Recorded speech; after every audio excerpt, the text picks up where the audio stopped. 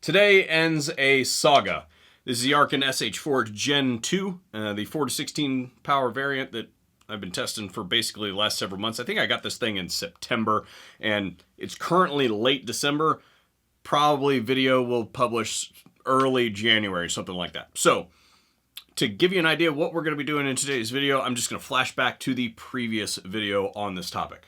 We will see on the VSO Gun Channel. But basically what I plan to do is for the next month to throw it on everything that I shoot. Does the reticle come apart? Does it lose zero or anything like that over the course of the next month? And then I'm going to do a recap. So if you have something that you want to see done with it now that it's been thrashed around, leave a comment in the comment section down below. I'll see if it's feasible and we'll try to accomplish it. Coincidentally, I can't actually show you guys much of the video that I shot over the course of the last month using this thing because, well, the project that I was using it on has now been embargoed till after SHOT Show.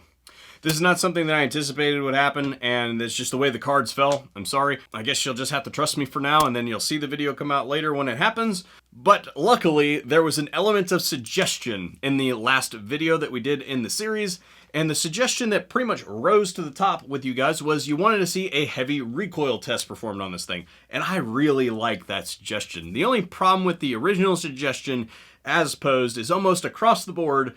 It was something like this: do a heavy recoil test using a 50 BMG rifle. And the only person who's ever said something like that is a person that has never actually fired a 50 BMG rifle before. Generally speaking, 50 BMG rifles don't have that much recoil because they are very heavy guns. And then on top of that, they usually have some kind of radical muzzle equipment or intricate operating system to make them do their thing without blowing your shoulder off. If you remember back a couple years ago, we gave away an AR-50A1, which is a single shot 50 BMG rifle.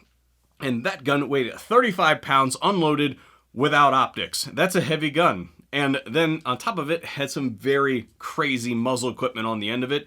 It was a great gun, and it had less recoil than my 300 Blackout rifle. So I'm just going to throw that out there, that just because it's a big caliber doesn't mean that it's actually going to recoil very heavy. Once you get into the semi-auto guns, you ever seen a Barrett fire before? The whole barrel moves, and that depletes a lot of inertia. And those guns don't recoil very much at all. Holy. So at its heart, I really like the suggestion of a heavy recoil test, and I've got a different spin on it that some of you may have thought of, and we're going to get to that here in a second. But before I conducted that test, there was one other very heavily requested scenario, which is extreme weather testing. And I don't know about you, but my work truck often gets things left in it. So my thought was, hey, I'll leave this thing overnight in my truck a few times to see if we get any condensation. It is wintertime here in the state of Ohio. The only problem with that is that that's fairly variable. And we've had a relatively mild winter up to this point. So I've only had a few nights that were below freezing. And so I said, hey, why don't we go for all the marbles? And I threw it in my freezer.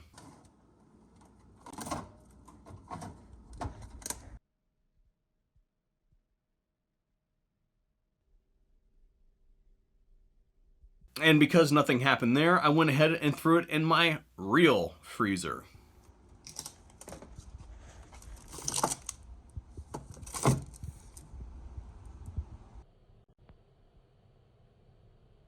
Well, cold didn't seem to have much of an effect on it, so what about heat?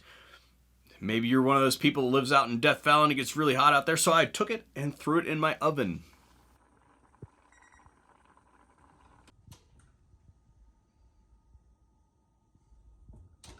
My girlfriend loves to bake. She does not watch the channel. Do not tell her that I did that. So now that we've fulfilled, in my opinion, the criteria for extreme environmental testing / extreme negligence of use of your equipment, you know, your mileage may vary, etc., etc., etc. Recoil.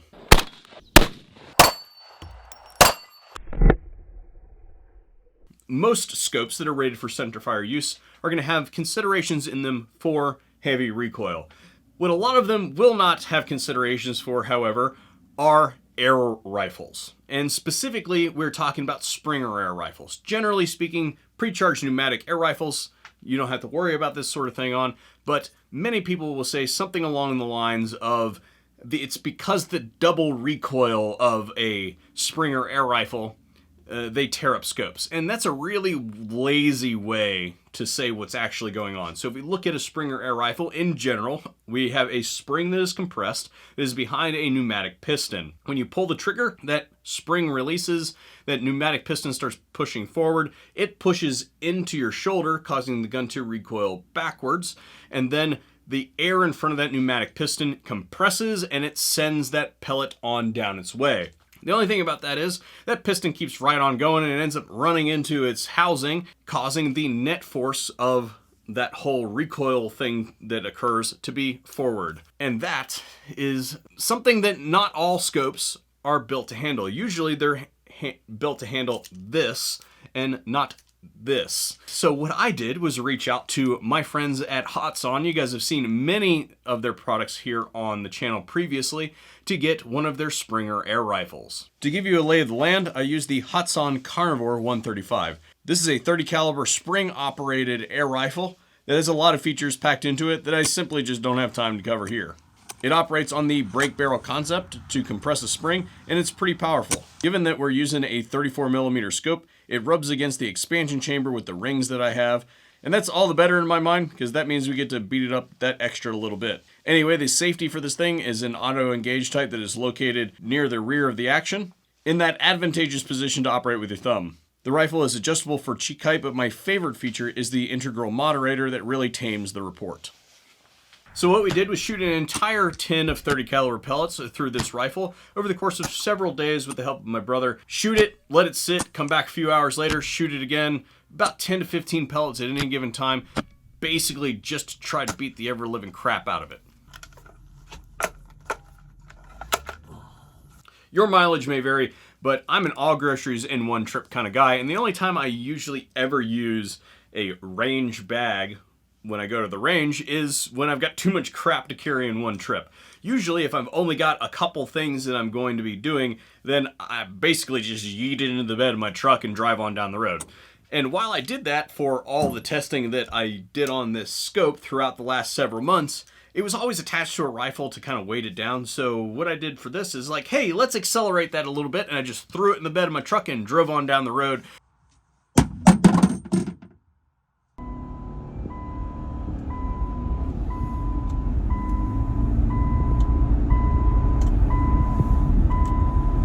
I just suppose I should probably put a seatbelt on. If that wasn't destructive enough for you, well, I'm going to go ahead and select two of the heaviest recoiling guns in this room, and we're going to go ahead and shoot them right now. Very pretty slugs.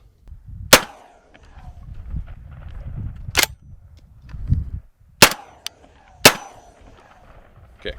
Now, you want to talk about a gun that really has recoil.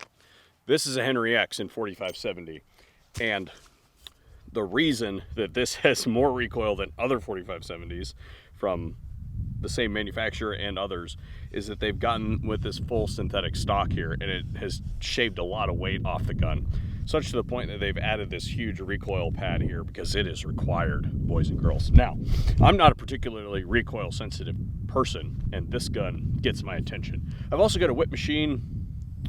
This is their 45 cal on the end here, and I've not shot this thing yet, so we're going to see how well it does.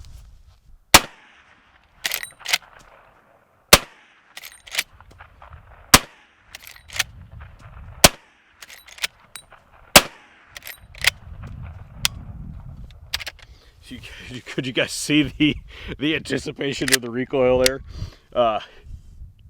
Yeah. Now what we're going to do is I'm going to go ahead and slap this scope back on a rifle that we could do some actual precision shooting with, or at least some more precise shooting with, and see if it still maintains zero, because that's what we're really looking for, is if the innards have basically been jostled around and damaged by any stretch of the imagination, and if that is true, then we shouldn't be able to hold a group.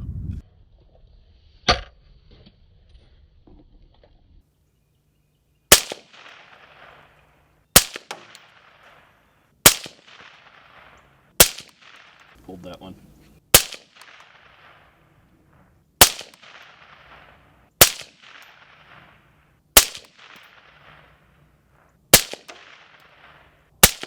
I'm starting to shake. Getting cold? Yeah. narrate this here. This is cold bore, right? So the first shot. This was the one that I pulled. This was the rest of the ones that I shot. And then the remainder one is the second one that I pulled. And it seems to have passed testing, boys and girls. Remember that this isn't the first test that we did on this thing. If you missed the torture test, I'll have it linked in the description box down below. Absolutely absurd. Do not treat your rifle scopes that way. It's not good for them. Okay. Oh. That said, I wanted to close with one thing now that we're kind of done with this. I've seen this written a couple different places, including in both comment sections of the previous videos that I published. It goes something along the lines of, how is this a budget scope? Why is everybody calling it a budget scope? Since when is a $400 scope a budget scope? Two things. First and foremost, it's a 34mm scope, and when it comes to glass, millimeters equal money. And a 34mm scope is going to be more expensive because they're larger components. Along with that, it's also a factor 4 scope. Also, talked about this previously, but it's not your junky 3-9 or LPVO scopes. It's a factor 4 scope, which is a 4x magnification across the range. So it's a base 4 to 16. So I want you to conduct an experiment here, and maybe I'll go online and pull some things, but I want you to look at comparable offerings from somebody like a Night Force, a Leupold, and you can even pick a trash company like Vortex or something like that and see what they're listing a 34mm factor 4 scope for in the 4 to 16 range, and I bet you it ain't $400. Anyway, that's all I got for this one. I hope that you guys enjoyed today's video. I know that I had a good time making it, and it took a long time to put together. So if you could be so kind, if you enjoyed today's video, then please hit that like, share, interact with the buttons down below, leave a comment, and all that sort of stuff, you know, to all hail the algorithm type stuff. And if you feel so inclined, then you can support the VSO Gun Channel on Patreon and Subscribestar. You can see some people who are in our various categories on screen doing that very thing.